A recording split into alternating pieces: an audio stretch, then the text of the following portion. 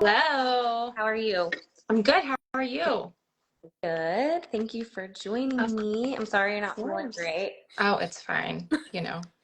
I've just live in a state of like sickness with children around, so it's fine. God. I do sound like a man though, so just ignore my man voice. Some people would say that's really sexy, so we're good. Well, good. Well, let's jump right in so we can get you resting as quickly as possible. Yeah. So I was just telling everyone we are talking about Play the Game. I don't have a physical copy to hold up, but Oh, it's good. I um, I do right here actually, so oh, I will just hold it up for a second. perfect. There it is. Oh, yay. So let's just jump right in and you give us a synopsis of the book. Okay, so I usually just like list the tropes because I feel like that is pretty much a synopsis of this book because it's so trope heavy.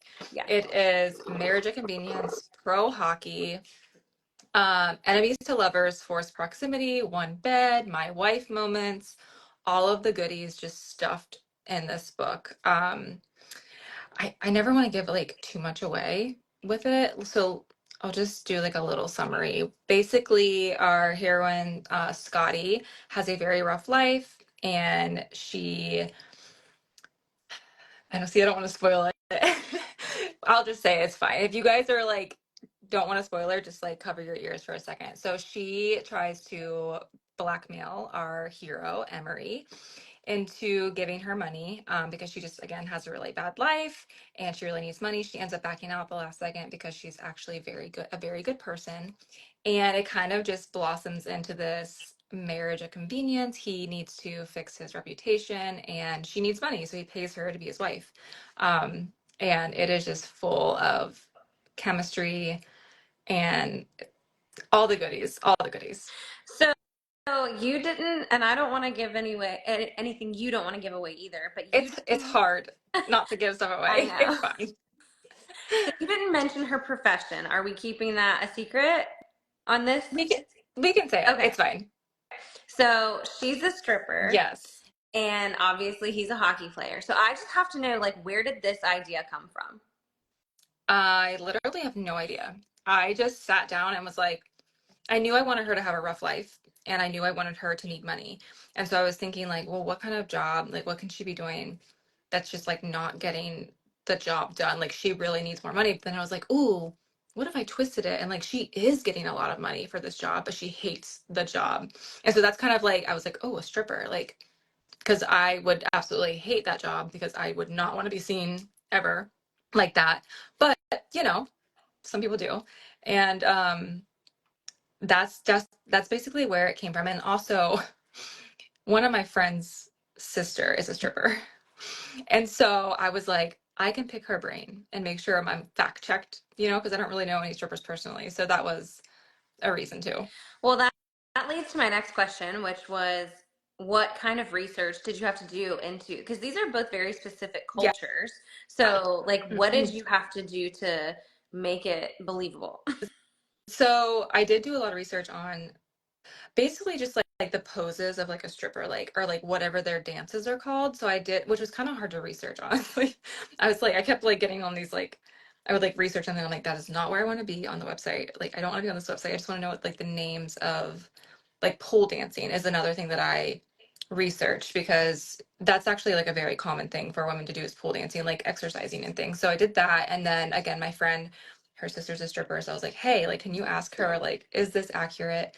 And things like that. So that's kind of what I did for Scotty. Now for Emery, I already knew a lot about hockey anyway. So I didn't really have to do a whole lot of research for him. But like I had to like, kind of like timeline wise, like when does the season start? How many like away games do they have in a week and things like that. But other than that, I like was good with Emery. That's cool. So it is dual POV. Hmm. What do you do? Like, how do you approach writing two different points of view in the same story? Um, sometimes it's harder to write a certain POV, and it just depends on the character. Sometimes I'll favor the girl more than the guy, and vice versa. But with this book, I love them both, like through and through. through, and it was not difficult for me to write their POVs. And I felt like when I was writing too, like it flowed really well for me. Like I was able to jump in and like back and forth between the POVs with like having no issues. So this book, thankfully, they were like the characters were easy to write for this one. Well, you did mention already that Scotty is a really good person. She's just fallen on some difficult times, and we don't have to go into why she's on Right. in that situation. Yeah. But why did you want to tell her story? You know, I did not grow up in the best situation, and I just felt like it was relatable. And I think a lot of people can relate to her on some level, maybe not as much, or maybe just like a different circumstance, but still have those same feelings. So that's why I always like to write my characters. They have flaws because I think that if they don't have flaws, it gets boring. Um, and so, like, again, I just related to Scotty on a lot of levels. Well, and it does, this book does go into heavy Right. topics like drug addiction, parental Hmm. death, things like that, mental illness. So, Right. how do you approach writing such heavy subject matter but being sensitive with it? Honestly, because I can relate to a lot of that as a child from someone who's into drugs or things like that. So I just write how I would take it as a reader. Like I'm sensitive in that aspect of it. And then of course I have like my alpha readers and my beta readers who will go in and they will check like I'll like make a note in my document. I'm like, hey, like how does this read? I don't want to offend someone. I don't want, those types of things. So I kind of do like a triple, like I have myself and then two other people check it too, just to be safe. And same with the stripper thing too. Like I don't want to offend anyone who is a stripper. So I had my friend send it to her sister and, make sure she checked like, hey, I'm not offending anyone, am I? Because I don't want to hurt anyone's feelings if a stripper picks up my book. So yeah, I just kind of have people check me. I love that. Yeah. One of the other things I really loved about this book was your approach to like family dynamics and how they both have such different Yeah. like, family situations. So, why did you choose to explore such polar opposites? Honestly, because opposites attract, I think. Maybe that's why I didn't want it to be too heavy. So I didn't want his backstory to be like a lot. And then but I knew that I wanted hers to be pretty heavy, so that's why I think that I just kind of did like a balance like that. And I also really wanted her to find someone that accepted her and her background because she did not think very highly of herself too. So that's another reason why I did that. Yeah, I loved how Emery's parents and his family was just so like cinnamon rolly, Yeah.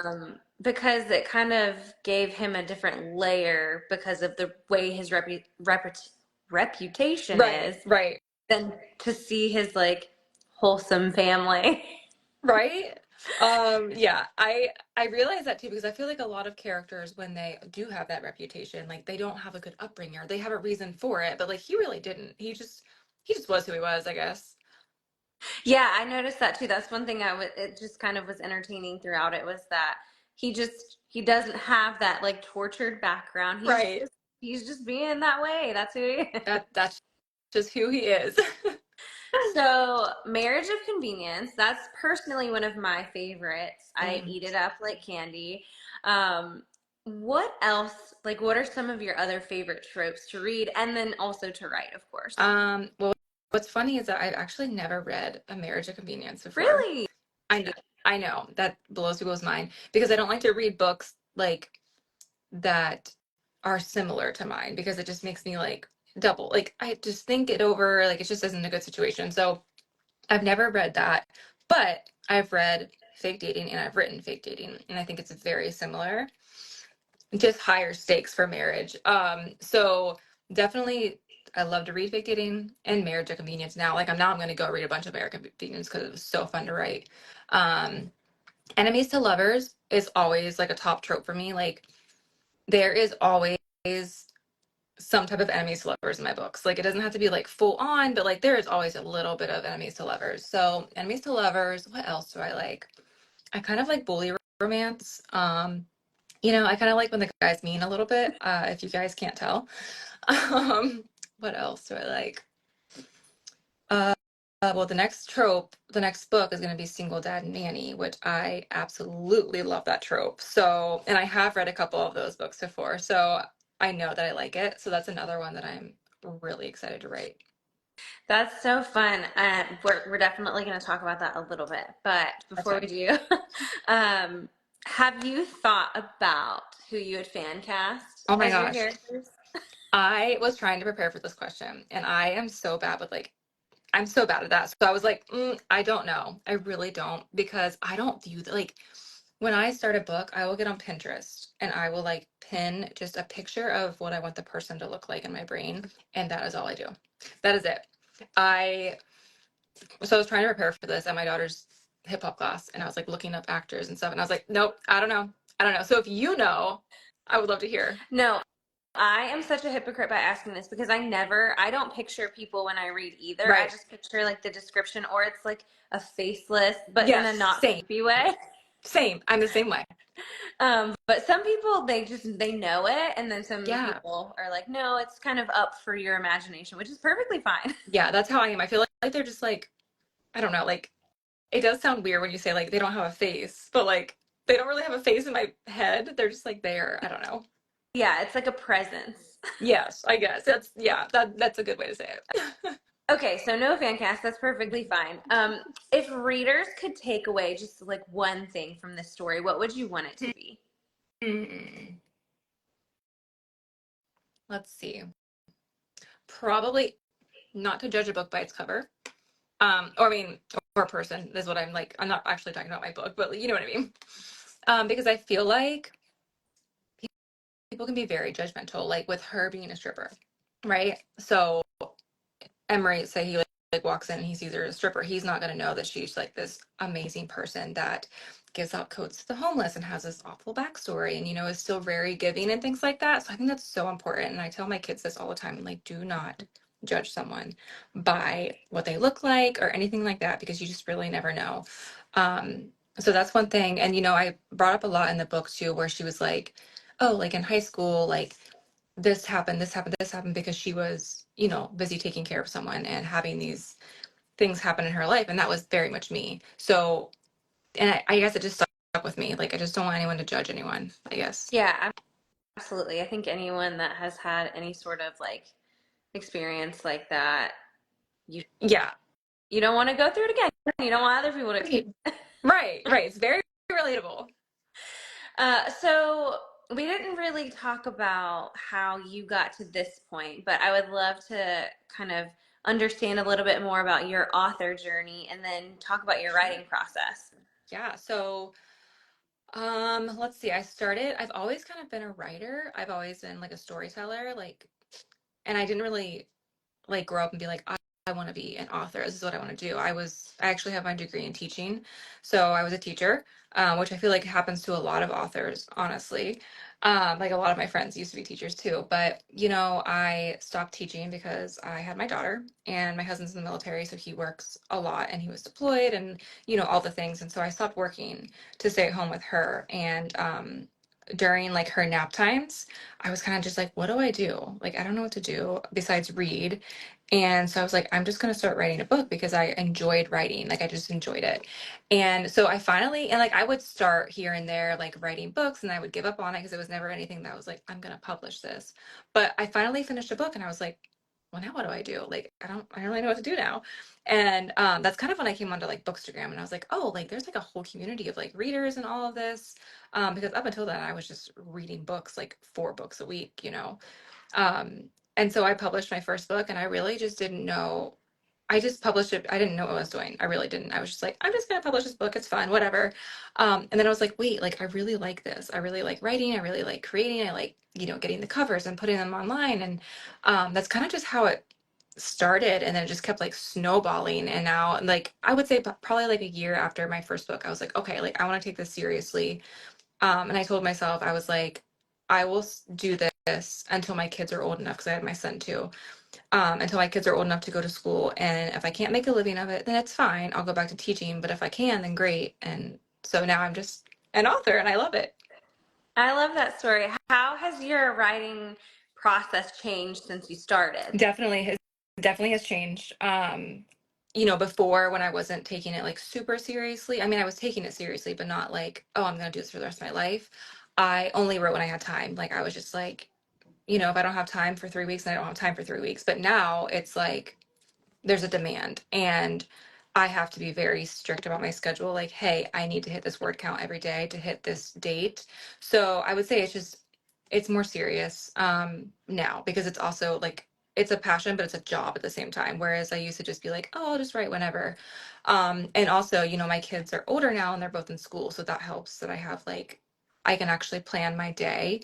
As like before when my kids were little, I would like just write on my phone when I was rocking them to sleep at night, which is literally insane. And I tell this is like the weirdest story ever, but my one of my books, All the Little Lies, which was like the first book that did really well. I wrote nearly the whole thing. I would say like 95% of it on my phone, like in the Google Doc app. I know. And I wonder why like I have arthritis in my thumbs now, but I would rock him and I would nurse him and I would just write and I loved it. I loved it so much that that's why I would do that. Now I do not do that. I don't do that. I cannot do that anymore. I sit on my computer and I write. But yeah, so it's definitely changed over the years. How how do you, it sounds like you have a busy personal life as it is. So how do you, I hate the word balance, but I guess for this purpose, like balance this, Right. the press that goes with it, having a personal life, all of it. Yeah, it's very difficult for me. I don't know if it is for other people, but I am not very good at balancing. I've had to really work on like time management and wearing all the different hats because there's the writing and then there's the social media and the ads and the finance part of it. Like it just is so much that goes into it. So I really just, and also then you got mom life and I have like my kids and my husband and we have t-ball and gymnastics and hip hop. Like it's just really just switching those hats off. Like I've become really good at turning my author brain off like that, which I used to not be able to do that. But now I'm just like, okay, now I'm in mom mode and this is what I do. And I try really hard just not even to think about work. Like even if it tries to creep in, I'm like, I like block it almost. Because that's the only way I can balance it. Otherwise I just feel like chaotic. So what is some advice that you would share with writers and aspiring authors?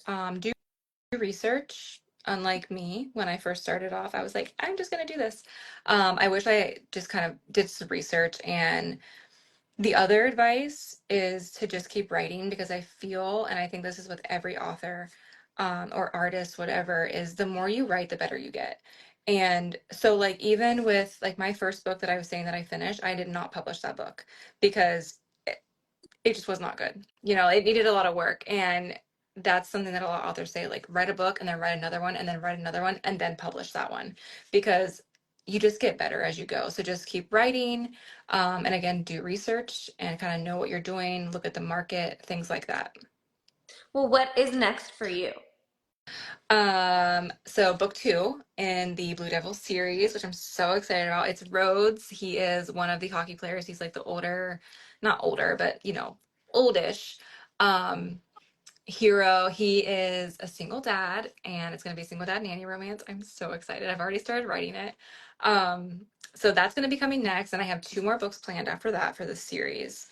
And then I have a co-write coming out in December with S. Massery, which is a sports romance, but it's college theme. So a little bit different from this. This is pro, that one's college, which I love writing both of those age groups. I have a bunch of signings coming up. I have Love in Vegas. I have Wild and Windy Phoenix, Wild and Windy Chicago. Let's see what else. I have a thing somewhere. Um, so Vegas, Phoenix, Chicago, Love in Seattle. There's a couple more in between there and then later in the year, but we might be moving to Japan because my husband's in the military. So I was like, what? Why Japan? So if we are moving to Japan in the summer, then I'm gonna have to kind of readjust my schedule for signings. So I'm just kind of putting that on hold for right now, like the rest of the year. I had a cousin stationed in Japan, so I know Oh. about that. But Yeah, we'll see. We find out in January. so do you have like a working title or a potential release date for book two? January Okay. for book two. I do have a title, but I haven't released it yet. So I have a title. Release will probably be January. Haven't. haven't like pinned down the actual day, but I'm thinking January. And then also audiobooks too. So the audio Play the Game will come out early next year, and then I already have the date, or I don't have the date, but I have it booked for book two too. So hopefully that'll come out not as long as of a wait for this like Play the Game. So yeah, I'm trying to get on the roll. Yeah, it looks like you're working your time management. I'm trying. Well, that's so awesome. I personally loved this book, and I think Thank you. everybody that loves romance and hockey romance should definitely read it. Yes. We And love our hockey maybe, romance. yes, maybe we can have you back for one of the next releases of the Absolutely. series. Yeah, let's plan for January because I'm hoping January. Okay, cool. Well, I want everyone to read it. Pretend I'm holding up the book. Play the game. I'll wait. Here we go. um, and yeah, thank you so much for joining me, and we'll Thank just you. chat around the next one. Yeah, sounds good. Thanks for having me. Thanks. All Good right. night, everybody. Bye.